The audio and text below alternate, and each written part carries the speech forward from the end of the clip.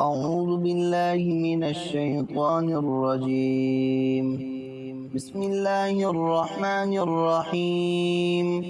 ليس البر أن تولوا وجوهكم قبل المشرق والمغرب ولكن البر من آمن بالله واليوم الآخر والملائكة والكتاب والنبيين وآتى المال على حبه ذوي القربى واليتامى والمساكين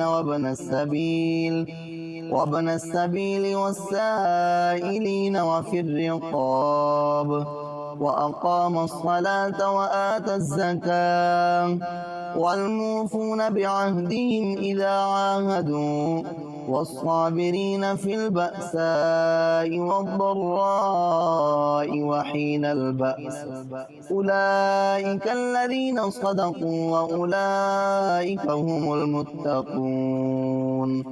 يا أيها الذين آمنوا كتب عليكم القصاص في القتلى الحر بالحر والعبد بالعبد والأنثى بالأنثى فمن عفي له من أخيه شيء فاتباع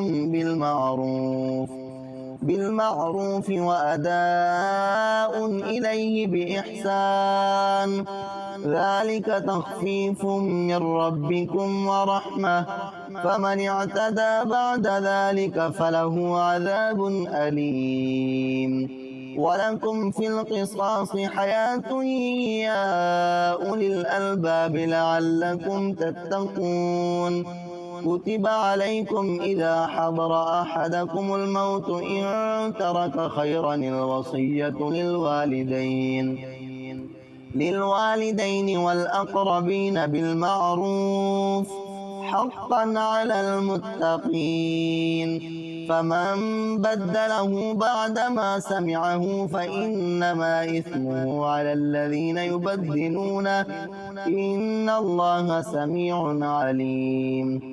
فمن خاف من موص جنفا أو إثما فأصلح بينهم فلا إثم عليه إن الله غفور رحيم. صدق الله العظيم.